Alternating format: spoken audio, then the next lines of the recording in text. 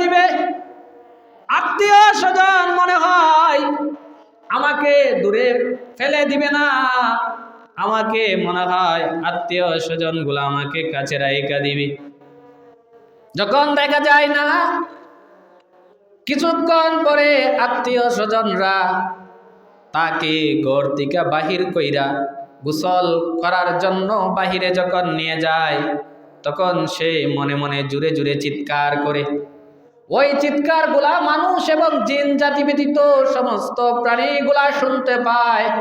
তারা জুড়ে জুড়ে চিৎকার করে, হায় রে, তোমরা আমাকে আমার এত সুন্দর বিল্ডিং থেকে বাহির কইরো না, আমাকে আমার এত সুন্দর ঘর থেকে তোমরা আমাকে বাহির কইরা কোথায় নিয়ে যাইতেছো?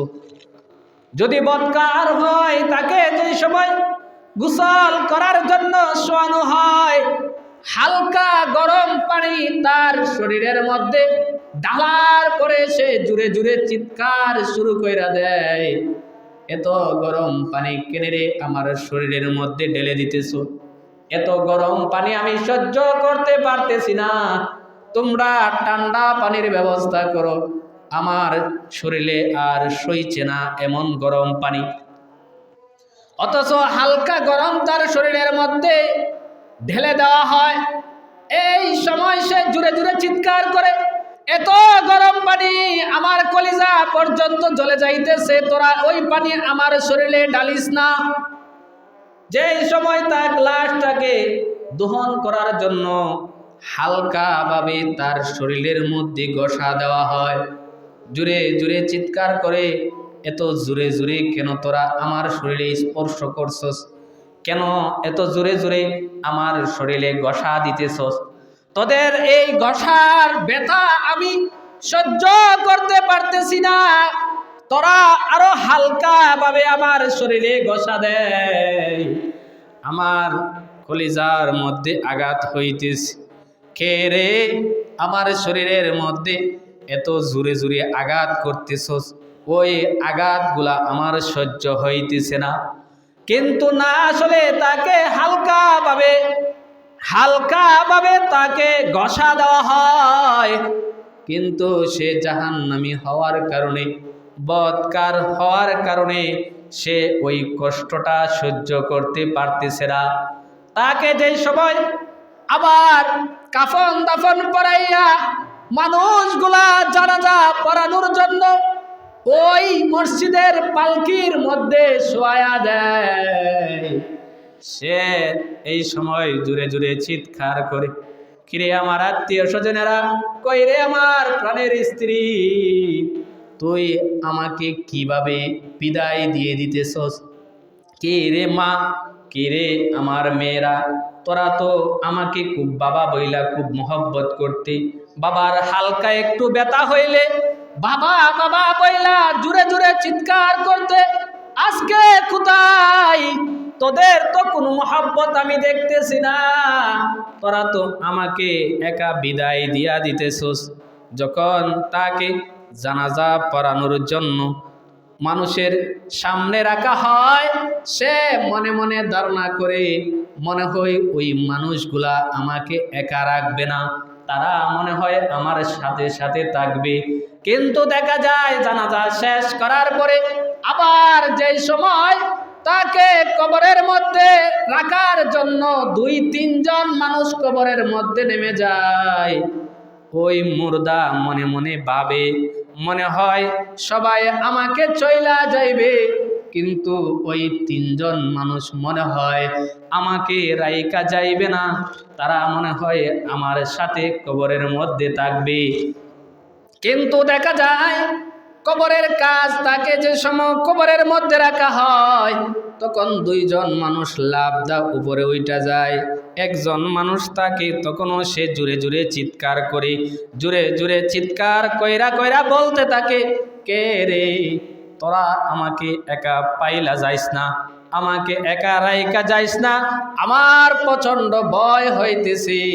আম্মাজান খাদিজাতুল কুবরা রাদিয়াল্লাহু তাআলা আনহা রাহমাতুল লিল আলামিনকে বলতেছে, আরে খাদিজা তো এমন একজন মহিলা যাকে আল্লাহ তাআলা স্বয়ং সালাম দিছে যে হে জিবরাইল, ওই যে রে মহিলাটা নবীজির স্ত্রী, যারে খাদিজারে গিয়া আমার পক্ষ থেকে সালাম জানায়, আমি রবের পক্ষ থেকে খাদিজাকে সালাম দিলাম। ওই খাদিজা নবীজির কাছে চোখের পানি ফাইলা ফাইলা জুড়ে জুড়ে চিৎকার করে আর কান্না করে, ওগো আল্লাহর হাবিব, আর বেশি দিন মনে হয় আমি দুনিয়ার মধ্যে থাকবো না, মনে হয় আমি দুনিয়া ছেড়ে চলে যাইব। ওগো আল্লাহর হাবিব, আপনার কাছে আমার কয়েকটা আবদার, এর মধ্যে 1 নম্বর আবদার হইল কবর জিন্দেগিটা আমার খুব ভয় হয়। কারণ আপনি বলেছেন যদি কোনো বৎকার কবরের মধ্যে যায় তখন নাকি কবরের 2 পাশের মাটি এমন ভাবে চাপ দেয় তার এক পাজরের হাড় আর এক পাজরের ভিতরে যে ঢুইকা যায়। ওগো আল্লাহর হাবিব, আমার খুব ভয় হইতাছে, আমার খুব ভয় হইতেছে। অথচ খাদিজা এমন একজন মহিলা, যেই মহিলাকে আল্লাহ তাআলা দুনিয়া থাকতেই জান্নাতের সার্টিফিকেট দিয়া দিছে, যে বলেছে খাদিজা জান্নাতি, আয়েশা জান্নাতি, ফাতেমা জান্নাতি। যেইভাবে 10 জন পুরুষকে জান্নাতের সার্টিফিকেট নবীজি দিয়েছেন, ঠিক তদ্রূপভাবে 10 জন মহিলাকে রহমতুল্লিল আলামিন দুনিয়া তাকায় অবস্থায় সার্টিফিকেট দিয়েছে। ওই সমস্ত মহিলাগুলা জান্নাতি। ওই খাদিজা কান্নে আর চিৎকার করে, ওগো আল্লাহর হাবিব, কবরের জিন্দেগিটা আমার কেমন হবে, কবরের জিন্দেগিটা আমার কেমন হবে, আমার ভয় হইতেছে, না জানি কবরের মধ্যে আমার আযাব শুরু হয়ে যায়। ওগো আল্লাহর হাবিব, আপনার একখানা জামা মুবারক আমি খাদিজার শরীরে কাফন হিসাবে দিয়া দিবেন, যাতে কবরের আযাব আপনার কাপড় ছিদ্র কইরা আমি খাদিজার শরীরে স্পর্শ করতে না পারে, যাতে জাহান্নামের আগুন আপনার ওই কাপড়ের, আপনার ওই জামার বরকতে যেন আমি খাদিজার শরীরে স্পর্শ না করতে পারে। এইটা হলো আমার 1 নম্বর দাবি। ওরে খাদিজা, আর কি দাবি? ইয়া রাসূলুল্লাহ, 2 নম্বর দাবি হইল, আপনি তো আমার স্বামী, আপনি নিজে কবরের মধ্যে নামবেন, কবরের মধ্যে নাইমা আপনার রহমতের কুলের মধ্যে আমি খাদিজার লাশটা নিবেন, আপনার কুদরতের হাত দ্বারা, আপনার ওই বরকতময় হাত দ্বারা আমি খাদিজার লাশটাকে কবরের মধ্যে রাইখা দিয়েন। আর কি রে খাদিজা? ইয়া রাসূলুল্লাহ, আরো কয়েকটা দাবি আপনার প্রতি। কি দাবি? ও রাসূল, ইয়া রাসূলুল্লাহ, আপনার পা মুবারক দ্বারা আমি খাদিজার কবরটা একটু ফাইরা দিয়েন, খাদিজার কবরের চতুর্দিক দিয়ে একটু হাঁটাহাঁটি কইরেন, আপনার পা মুবারকের দোলার বরকতে যেন কবরে আমাকে চাপ না দিতে পারে, আপনার পায়ের দোলার বরকতে যেন আমি খাদিজার শরীরে কোনো আযাব স্পর্শ না করতে পারে। ও খাদিজা, ঠিক আছে, আর কি দাবি? ইয়া রাসূলুল্লাহ, আরেকটা দাবি হইল, সমস্ত মানুষ আমাকে কবরের মধ্যে রাইখা দাফন কইরা সমস্ত মানুষগুলা কবরের মধ্যে মাটি চাপা দিয়া সবাই চইলা আসবে, ওই সময় আপনি আইসেন না। আমার ভয় হয় না জানি ওই সময় মুনকার নাকিরের প্রশ্নের উত্তরে আমি আটক হয়ে যাই, প্রশ্নের উত্তর দিতে গিয়া না জানি আমি আটক হয়ে যাই, আমার ভয় হয়। ইয়া রাসূলুল্লাহ, ওই সময়ও আপনি খাদিজার কবরের পাশে দাঁড়ায়া থাকবেন, মুনকার নাকিরের উত্তর না দেওয়া পর্যন্ত আমি খাদিজার কবর থেকে আসবেন না। এই হলো সাহাবীদের অবস্থা, এই হলো সাহাবীদের অবস্থা। যেই মহিলা সাহাবীকে স্বয়ং আল্লাহ তাআলা সালাম দিয়েছেন, তাদের যদি এমন ভয় হয়, তাদের যদি এমন ভয় হয়, তাদের অবস্থা যদি এমন হয়, আপনার মতো আর আমার মতো সাধারণ মুমিনের, সাধারণ মুসলমানের কি অবস্থা হবে, আমাদের কেমন অবস্থা হবে? আমাদের ওই চিন্তা নাই, ওই চিন্তার মধ্যে আমরা কোনো অবস্থা আমাদের নাই, আছে শুধু অন্যের চিন্তা নিয়া, কে কি করে না না করে তার বিষয় নিয়া। একটু চিন্তা করার বিষয়। কবর হয়তো আপনার জন্য জান্নাতের বাগান হয়ে যাইবে, না হয় জাহান্নামের এই গাড়া হয়ে যাইবে। আরে সাহাবাই কেরাম, বিশেষ করে উসমান গনি রাদিয়াল্লাহু তাআলা আনহু যেই সময় কবরের পাশে যাইতো, জোরে জোরে চিৎকার শুরু কইরা দিত। কান্নার কারণে ওনার চোখ দিয়া পানি এমনভাবে প্রবাহিত হইতো, ওনার দাড়ি মুবারক ভিজা যাইতো, দাড়ি মুবারক ভিজা পানিগুলা টপটপায়া বুকের উপরে পড়তো। আর আমাদের অবস্থাটা কেমন? কবরের মধ্যে গিয়াও আমরা দুনিয়াবি গফ গুজারি, অন্যের গিবত নিয়ে আমরা ব্যস্ত থাকি। আমরা অবস্থাটা কেমন? কবরের মধ্যে কবর খুদার যায়, ওই সময় অন্যের গিবত, বিড়ি। আমি তো আশ্চর্য হয়ে যায়, প্রায় জায়গায় আমি দেখছি কবর খুঁজতে যায় বিড়ি টানে। একটু দিলের মধ্যে কোনো পরিবর্তন আসে না, একটু আমার চিন্তা আসে না যে আমি কোন জায়গায় আইছি। কি যে আমাদের হালত হয়ে গেছে, কি যে আমাদের অবস্থা হয়ে গেছে, এই চিন্তা আমাদের মাথায় নাই। কেন নাই? দুনিয়ার মহব্বত আমাদের অন্তরে এমন ভাবে ঢুকছে, এমন ভাবে অবস্থা হয়েছে, পরকালের কথা আমরা একেবারে ভুলেই গেছি।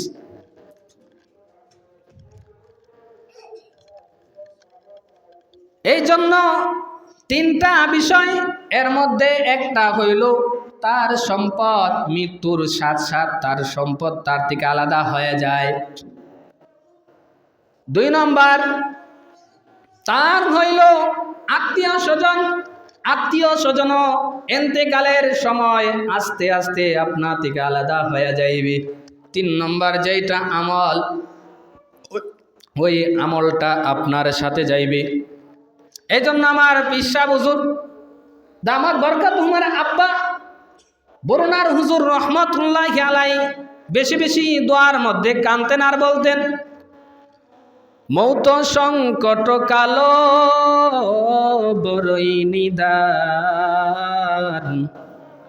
স্ত্রী পুত্র সঙ্গে সামনে রাইকা কাইরা নিবে সাথ।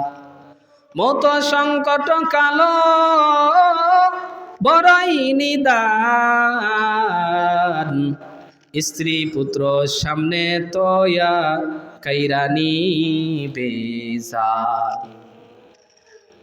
বন্ধু বান্ধব সবাই মিলা পাইরা দিবে মাটি,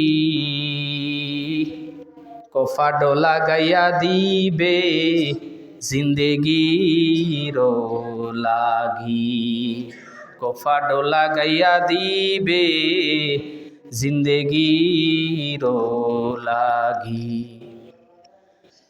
আপনার 2টা জিনিস, এর মধ্যে একটা হলো সম্পদ, মৃত্যুর পরে আস্তে আস্তে কি শেষ। 2 নম্বরে আত্মীয় স্বজন কতটুকু পর্যন্ত যাইবে? কবর পর্যন্ত। কবর দিয়া শেষ, আত্মীয় স্বজন আপনার সাথে আর কি নাই, সম্পর্ক নাই, সব যখন নিজেরটা নিজে। এই জন্য রাসূল সাল্লাল্লাহু আলাইহি সাল্লাম বলেন, মানুষ যে সময় মারা যায় তার সমস্ত আমলের দরজা বন্ধ হয়ে যায়। মানুষ মারা যাওয়ার সাথে সাথে তার সমস্ত আমল কি বন্ধ, আর কোনো আমল চলবে না, আর কোনো নেক কাজ চলবে না। কবরের মধ্যে বৈশা বৈশা যদি আপনি সুবহানাল্লাহ সুবহানাল্লাহ পড়েন, এর দ্বারা কোনো সওয়াব হইতো না। একবার এক আল্লাহর ওলি আরব দেশের দিক দিয়ে, আরব দেশের মধ্যে মরুভূমির প্রান্তরে চলাফেরা করতেছি। চলতে চলতে হঠাৎ কইরা একটু উঁচু জায়গা পাইছে। মরুভূমির মধ্যে একটু উঁচু জায়গা, ওই জায়গার মধ্যে চিন্তাধারা করছে যে আমি একটু বিশ্রাম নিব। তখন ওই উঁচু জায়গার মধ্যে মাথাটা রাইকা সে শুয়া গেছে। শোয়ার পরে এমনি সে স্বপ্নের মাধ্যমে দেখতেছি, কে রে প্রতীক, তোর মাথা উড়া, আমি তোর মাথার ব্যথা, তোর মাথার যে ওই চাপটা আমি সহ্য করতে পারতেছি না, তোর মাথার উজানটা একটু সরাইয়া দে। আর দেখতেছে সে পড়তেছে সুবহানাল্লাহ, আলহামদুলিল্লাহ, আল্লাহু আকবার, লা ইলাহা ইল্লাল্লাহ, কোরআন তেলাওয়াত করতেছে কবরের মধ্যে বৈশা বৈশা। তখন ওই আল্লাহর ওলি ওই ঘটনা দেখে সুবহানাল্লাহ হয়ে আশ্চর্য হয়ে দাঁড়ায় গেছে গা। একজন মানুষ কবর হইয়া কোরআন তেলাওয়াত করতেছে, তসবিহ পড়তেছে, আল্লাহর শান মান সবকিছু করতেছে। এটা শুনলে তো স্বাভাবিক মানুষ আশ্চর্য হইবে, কি রে আশ্চর্যের বিষয়। তখন সুবহানাল্লাহ হইয়া দাঁড়ায় গেছে গা।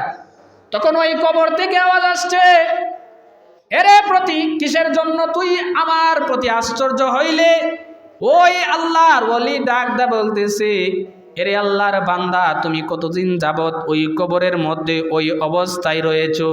এমনি কবরে থেকে আওয়াজ আসছে, এরে প্রতীক, প্রায় 500 বছর যাবত ওই কোরআন বৈশা বৈশা আমি কবরের মধ্যে বৈশা বৈশা কোরআন তেলাওয়াত করতেছি। আবার কিছু সুবহানাল্লাহ। কিরে তুই আশ্চর্য হইছস? আশ্চর্য হওয়ার না কি দে, কোরআন শরীফ 500 বছর ধরে কবরের মধ্যে বৈশা বৈশা পড়তেছ, এটা আশ্চর্যের বিষয়।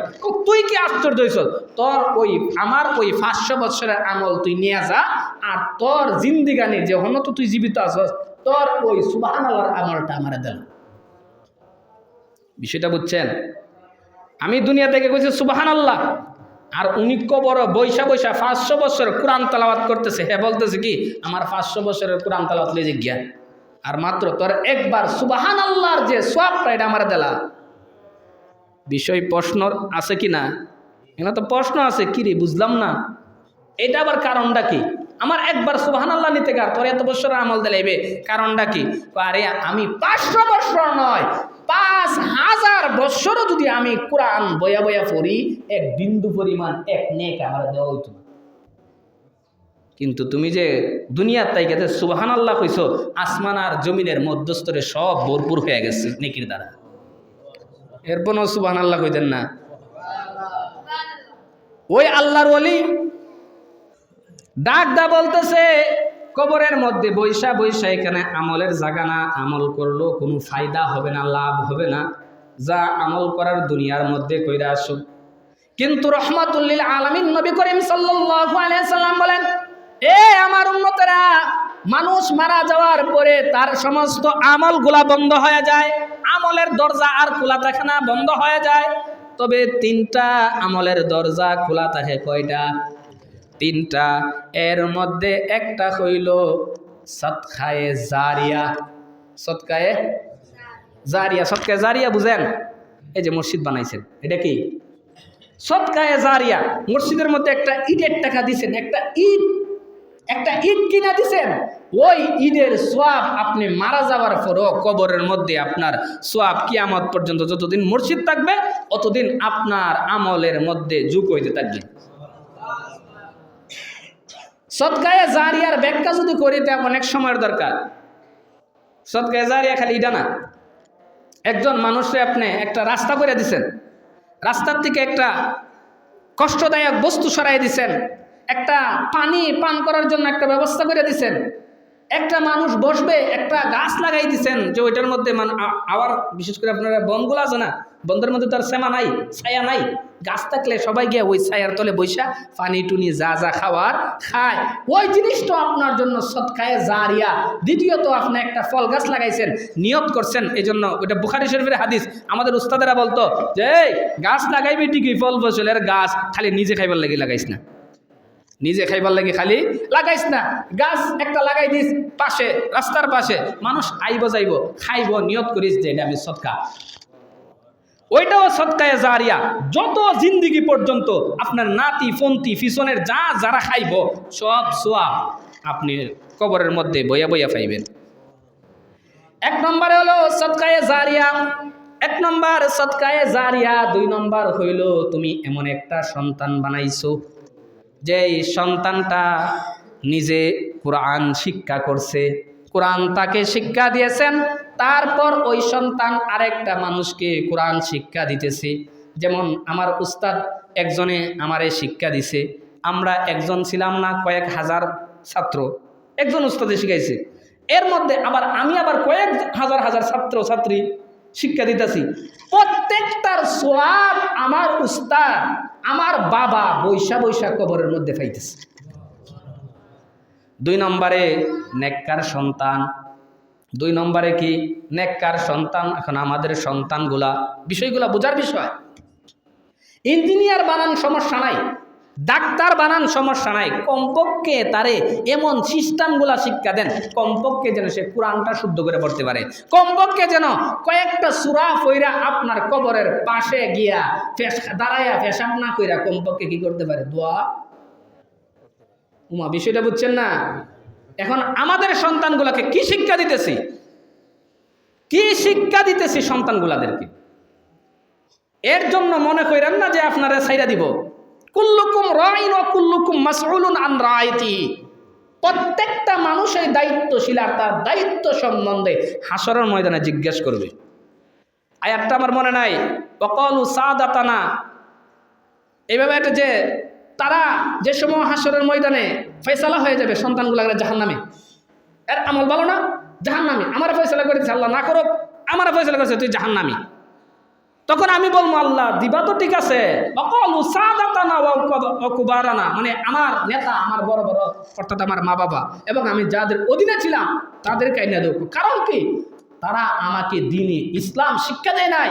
ইসলাম কি জিনিস, নামাজ কি জিনিস, রোজা কি জিনিস, কোরআন কি জিনিস, কিভাবে পড়বো, ওইগুলা এরা আমাকে শিক্ষা দেয় নাই। দুনিয়ার ইঞ্জিনিয়ার বানাইছে, আমারে ডাক্তার বানাইছে ঠিকই, কিন্তু হালাল হারাম আমাকে শিক্ষা দেয় নাই। তাদের কারণে আজকে আমি জাহান্নামে যাইতেছি। তাদেরকে আইনা দাও। বাবা খুব ভালো মানুষ, আলেম, খুব বড় ফাগরিওয়ালা, নামাজ জীবন ভরা পড়ছে, কিন্তু বাবা তার সন্তানকে সঠিক দিন শিক্ষা না দেওয়ার কারণে ওই বাবা যদিও জান্নাতের ফয়সালা জান্নাতে যাইতে পারবে না। তারে সন্তানের টান মারিয়া ধরবো, দইরা কইব যে এমনে নিতাম না, টাইনা নিতাম না, কত কেমনে নিবে, পাওয়ার নিচে ফালাই দাও। তো ফালাই দিলে কি হয়েছে? তাদেরকে আমি লাইতায়া জাহান্নামে নিয়ে যাই। নাউজুবিল্লাহ বলতেন না? এই জন্য নেককার সন্তান বানাইতে পারতেছেন না। এখন কি করবেন? এখন হইলে 4টা আমল। একটা হইলে যারা নেককার হয় তাদেরকে সহযোগিতা করা। যেমন মাদ্রাসা একটা ছেলে পড়তে পারে না, তারা একটু সহযোগিতা করেন, এটাও সদকায়ে জারিয়া।